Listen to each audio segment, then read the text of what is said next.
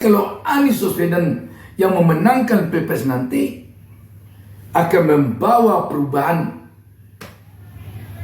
ke depan, perubahan dari kepemimpinan rezim sekarang. Soliditas, militansi yang ada pada kubu Anies benar-benar sekarang ini telah mengakar dari tingkat nasional, provinsi, kabupaten, kota, kecamatan, desa, RW, dan RT.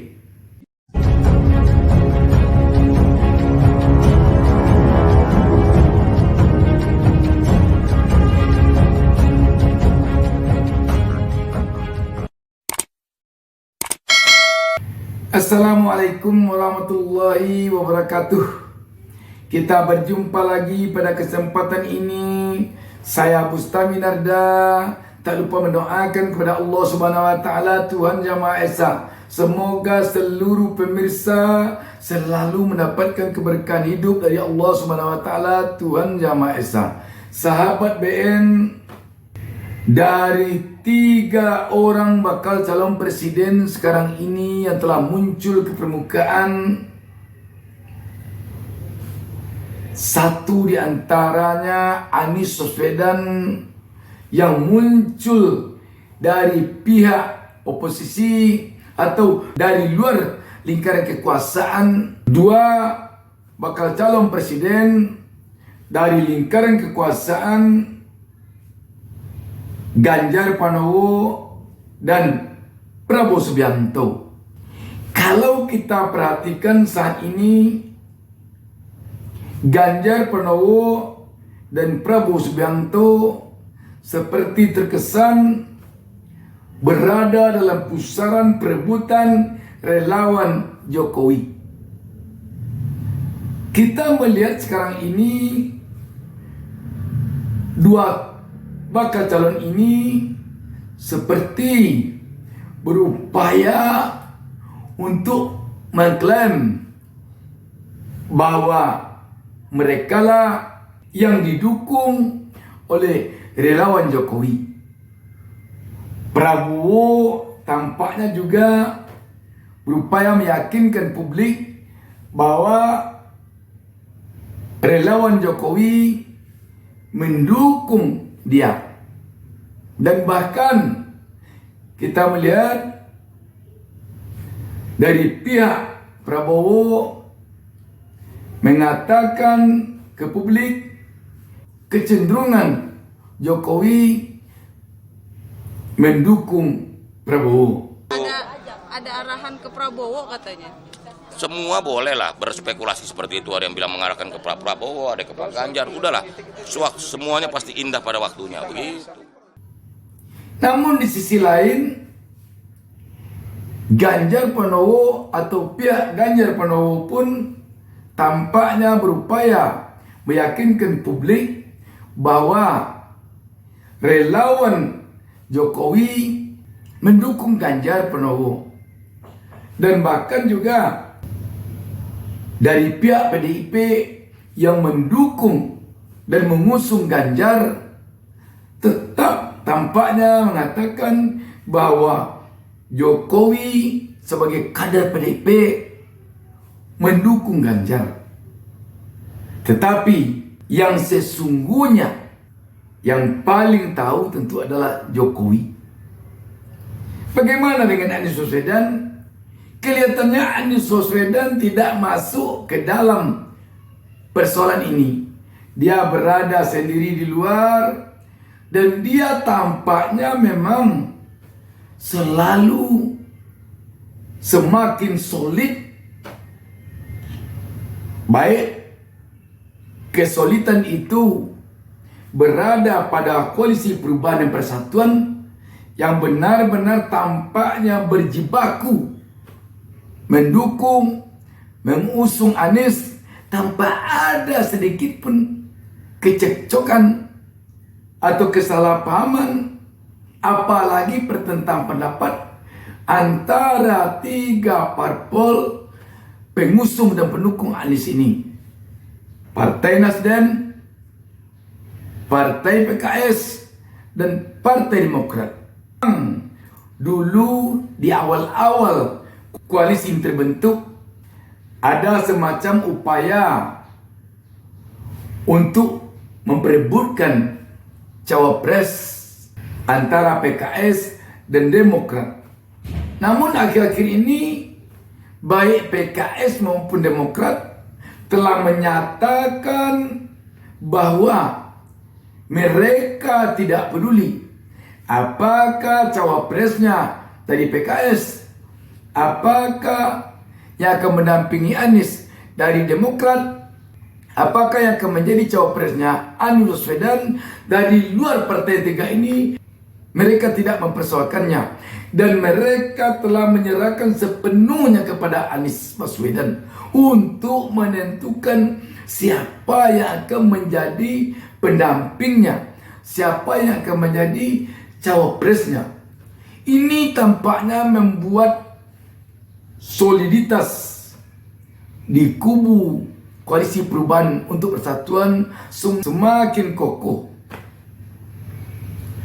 Bagaimana dengan relawannya? Relawan Anies Baswedan tampak semakin berjibaku melakukan dukungan, melakukan usaha di tengah-tengah masyarakat, dan membuat berbagai strategi-strategi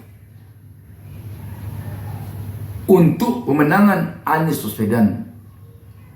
Suatu contoh, hari ini Sabtu tanggal 27 Mei 2023, 50 orang tokoh pendukung Anies Baswedan berkumpul di Jakarta untuk menyatukan kekuatan mendukung dan mengusung Anies. Tampaknya memang melangkah dari berbagai pengalaman yang telah mereka rasakan selama Anies muncul ke permukaan, apalagi semenjak deklarasi yang dilakukan oleh Partai Nasdem untuk mendukung Anies. Sampai saat ini penjagalan terhadap Anies dari pihak lawan atau dari pihak yang tidak menyenangi Anies maju tentu tidaklah rahasia lagi. Berlatar belakang dari itu, tampaknya kubu Anies sekarang ini telah membuat antisipasi dalam berbagai hal untuk menjadikan Anies bisa memenangkan Pilpres 2024 mendatang. Kalau kita tidak keliru, sekitar 80.000 simpul relawan Anies, belum lagi dari partai pengusung dan pendukung Anies yang berada dalam Koalisi Perubahan untuk Persatuan, telah menyebar di berbagai titik di Indonesia untuk mencegah terjadinya berbagai hal yang tidak diinginkan kepada Anies. Baik kepada Anies dalam artian menjegal Anies untuk bisa lolos nanti ke KPU, maupun yang sifatnya mencegah kemungkinan yang bisa terjadi terhadap kemungkinan berbagai kecurangan yang terjadi dalam Pilpres 2024 ini. Apakah kecurangan yang dilakukan oleh peserta Pilpres maupun kecurangan yang kemungkinan terjadi dari wasit-wasit penyelenggara Pilpres. Jadi tampaknya antisipasi dari kubu Anies ini sudah sedemikian rapi. Sahabat BN, kalau kita amati dari apa yang terjadi selama ini, kondisi dukungan terhadap Anies dari masyarakat sekarang ini, ternyata kubu Anies ini bukan saja hanya sekarang bergerak melakukan dukungan kepada Anies, tapi sudah sejak lama sekali. Sehingga sekarang ini simpul-simpul kekuatan dukungan kepada Anies ini tidak saja berada di tingkat nasional, tidak saja berada di tingkat provinsi, tidak saja berada di tingkat kabupaten, tidak saja berada di tingkat kecamatan, tidak saja berada di tingkat desa, tapi telah sampai ke tingkat RT dan RW.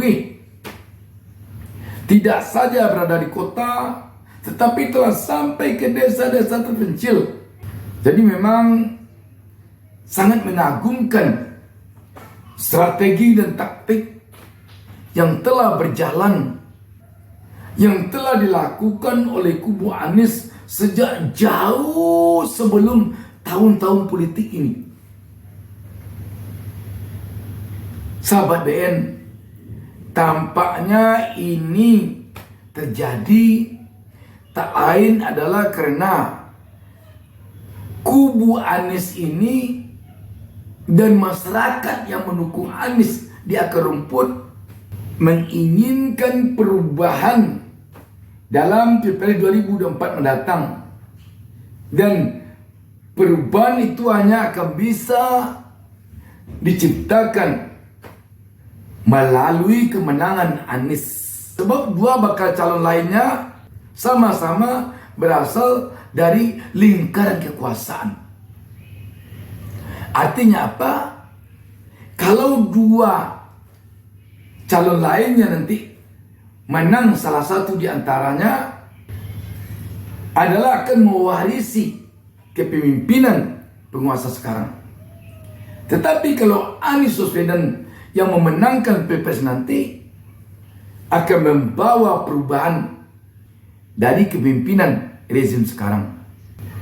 Sekali lagi kita melihat soliditas militansi yang ada pada kubu Anies benar-benar sekarang ini telah mengakar dari tingkat nasional, provinsi, kabupaten, kota, kecamatan, desa, RW, dan RT.